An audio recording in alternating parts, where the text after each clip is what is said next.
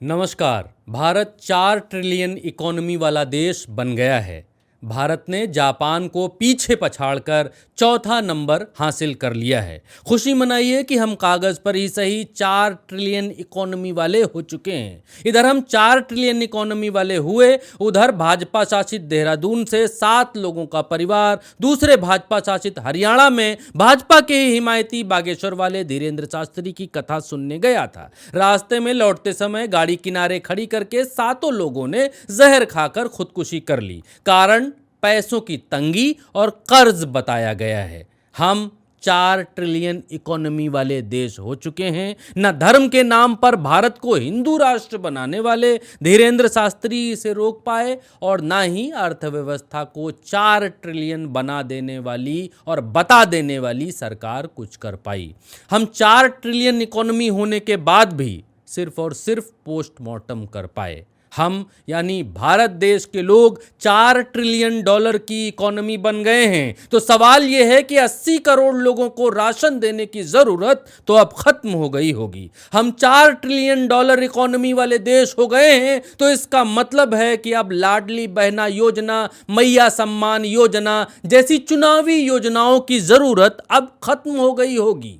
America, जिसके cease fire के फैसले को हमने माना, वही अमेरिका 2021 में कहता है कि भारत में करीब 20 करोड़ लोग भूखे पेट सोते हैं। 2024 की ग्लोबल हंगर इंडेक्स की रिपोर्ट कहती है कि भारत 127 देशों की सूची में 105वें नंबर पर है। किसानी का हाल मैं आपको बताऊं तो उसके बारे में मैं आपको गारंटी दे सकता हूं कि उसकी वही कहानी है जो कहानी 4 ट्रिलियन डॉलर इकोनॉमी बनने से पहले थी।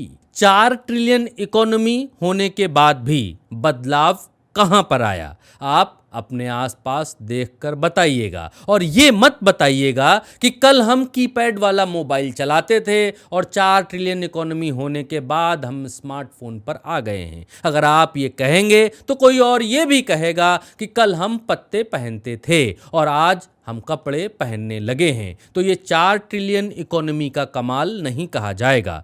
दोस्तों, बात बदलाव की हो रही है। जिस देश जापान को पीछे करके हम उससे ऊपर जाने का दावा कर रहे हैं, उस जापान से ही अपनी तुलना कर लेते हैं। जापान छोटा सा देश भी है और अब तो हम पैसों के मामले में भी उससे ज्यादा अमीर हो गए हैं।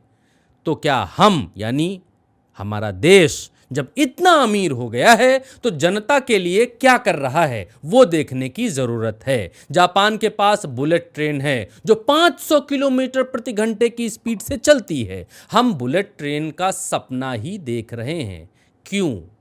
जापान रोबोटिक्स तकनीक के मामले में यानी रोबोट बनाने के मामले में दुनिया का दादा है, वर्ल्ड लीडर है। हम क्या बना रहे हैं? हम अपने बच्चों को डिलीवरी बॉय बना रहे हैं। हमारे यहाँ नए के नाम पर नए होम डिलीवरी वाले ऐप आ रहे हैं और हम अपने बच्चों को बाइक से उनकी डिलीवरी में दौड़ा रहे हैं। जापान में उच्च गुणवत्ता वाला हेल्थ सिस्टम है। हमारे यहाँ की तरह नहीं कि नाम के लिए मेडिकल कॉलेज और दवा लिखी जा रही है बाहर से, नाम के लिए सरकारी अस्पताल और अस्पताल में डॉक्टर ही नहीं। जापान के लोगों की औसत आयु 84 साल है। दोस्तों, ये है पैसे का कमाल। जापान में हाइड्रोजन ईंधन की तकनीक का जो है इस्तेमाल चल रहा है। वहाँ की गाड़ियाँ हाइड्रोजन ईंधन से चल रही हैं। टोयोटा की मिराई जैसी कारें हाइड्रोजन से चल रही हैं। हम हाइड्रोजन कार नहीं चला पाए, ना ही बना पाए। क्यों? क्या कभी आपने ये सवाल खुद से पूछा है?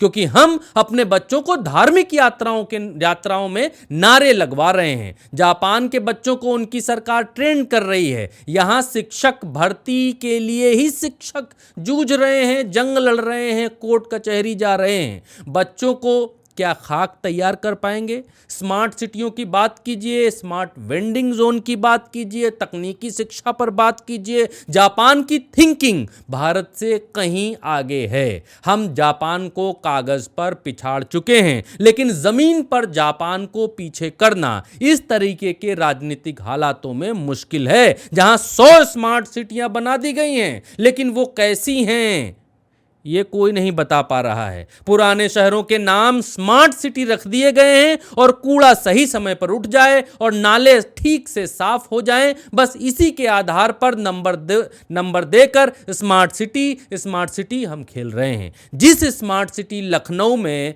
मैं बैठकर इस समय वीडियो आपके लिए बना रहा हूं, यहां शहर में दर्जनों ऐसे इलाके हैं जहां कॉलोनियों में नालियां नहीं हैं, सड़कें नहीं हैं, घर कि नाली का पानी बगल वाले प्लॉट में बह रहा है और फिर भी लखनऊ स्मार्ट सिटी है।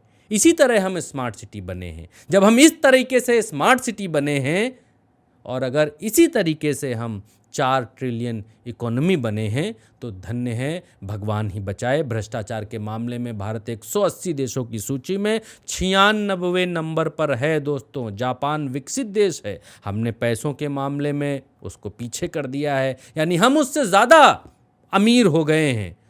तो फिर हमारी जनता क्यों वैसी की वैसी रह गई है? सवाल बड़ा है, समझदार को इशारा काफ़ी है, बाकी पूरी झांकी है। 2029 के चुनाव तक हम 5 ट्रिलियन डॉलर इकोनॉमी भी बन जाएंगे, लेकिन आपके यहाँ कुछ नहीं बदलेगा। टॉप 3 अर्थव्यवस्था बनने के लिए देश का बदलना ज़रूरी नहीं है, कागज़ पर बदलाव ज़रूरी है।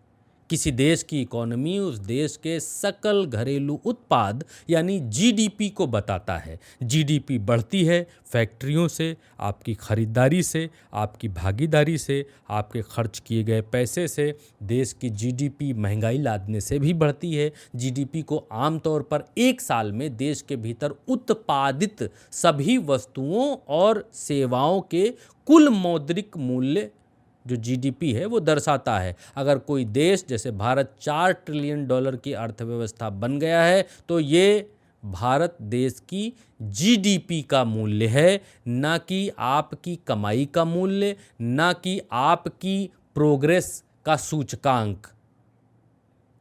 मेरा नाम भरत है, उल्टा चश्मा यूसी पर आप ये वीडियो देख रहे हैं। मुझे इजाज़त दीजिए, नमस्कार।